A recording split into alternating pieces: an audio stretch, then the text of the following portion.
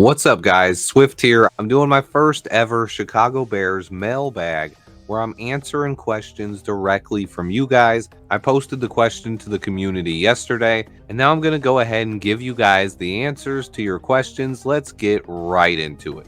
First off, JMJ on top asks, in which order do you think the Bears view the top 4 edge rushers in this year's class? Great question. I think Dallas Turner would be their number 1 choice. He fits everything the Bears are looking for in a defensive end. The number 2 guy would be Jared Verse. He's another perfect fit for Matt Eberflus's defense. Those two stand out to me as the best fits for the Chicago Bears. And then after those two, I think there would be a gap. And then you have Liatu Latu and Chop Robinson.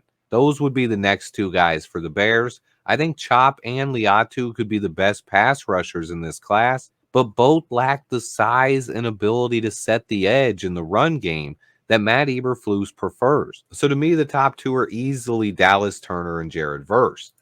And then next up, Kyle M asks for my top 5 sleeper picks on day 3. I love this question. Probably could have done a video on just this and still might someday. But right now, we do not have a day 3 pick, but it would be very easy to acquire one. This draft has a drop off before day 3, but I think there are a couple of positions where there still could be a few sleepers left once we get to round 5. The first one is easily the wide receiver position. It's the deepest position in this draft, and I think there are quite a few guys who could fall into day 3. The 2 guys I like the most would be Malik Washington and Luke McCaffrey. I think both of those guys would be steals if they were still on the board in round 5.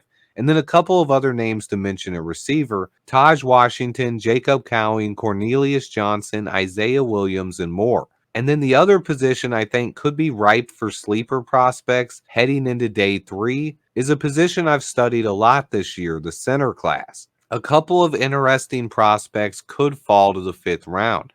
I'm really high on Arkansas's Bo Limmer, Penn State's Hunter Norzad, and Wisconsin's Tanner Bordellini, but I'd even throw Oklahoma's Andrew Raym in there as well. My favorite sleepers would come at one of those 2 positions. And then kind of to pair with that question, my guy Relentless Mikey asks, with our limited draft capital this year and Coleman Shelton only being on a 1-year contract, what is the most realistic scenario for the Chicago Bears to solidify the center position? It's a tough question, but most realistically, it would probably be using our 3rd or 4th round pick on the position. Like I just mentioned, 2 of my favorite sleepers in the draft come right around that area. If we could land Bo Limmer or Hunter Norzad in round 4, that's probably the most realistic option going forward. But the best case scenario would involve landing either Jackson Powers Johnson or Zach Frazier by trading down. I think one or both of those guys could fall into the 2nd round, and that's probably the best case scenario. And then you could also mention Cedric Van Pran in round 3 or 4 as well. My next question is from Several Lemmings, asking what decision at 9 would I be least excited about, and is there a position I'd be mad if we didn't use any draft pick on? Oof, great questions there. I'll answer the latter question first. I would be mad if we did not draft a receiver this year. It doesn't have to be early, but I feel like we'd just be missing out on an opportunity if we didn't take at least one receiver this year. The value should be awesome no matter which pick it is.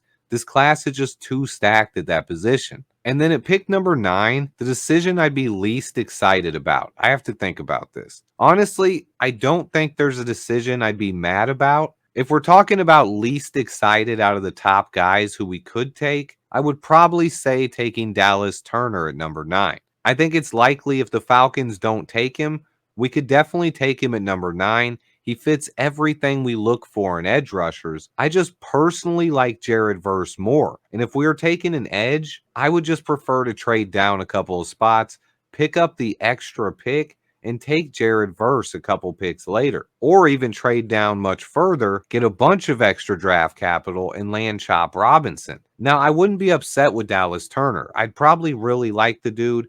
I'm just saying right now, it's the move that's being mocked a lot that I'd probably be least excited about. And then next up, MCB asks, who are the biggest surprises for this year's draft? guys that could jump from the second and third round to the first. I think the one guy that's just too obvious is Darius Robinson. He was just so awesome at the Senior Bowl. He should be a first round pick. The other guy will probably be Xavier Worthy.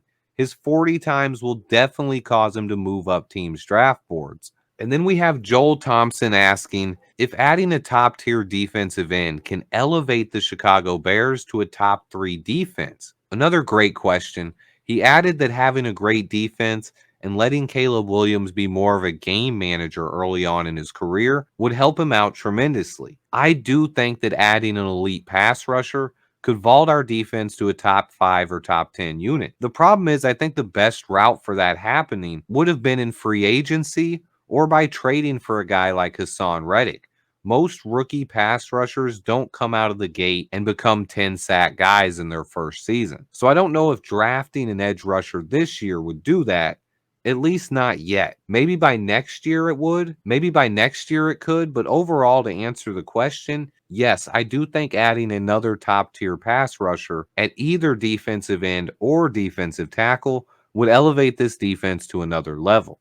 And then we have a question from OG Booty Snatcher asking if Rome Odunze falls to number 9 and we draft him, what do you think of trading our first and one of our second rounders next year to come back up and take a top edge this year? Honestly, I would not be a fan of this move.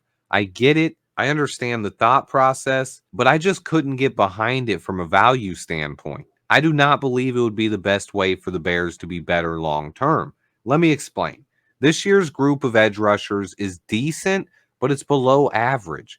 Meanwhile, next year's group of pass rushers is just stacked. While that doesn't mean we can't find a great edge rusher this year, it's going to be hard to get value giving up 2 top 50 picks next year to get one edge rusher in this year's draft class. I just wouldn't be willing to give that up, and I don't think it would make us better.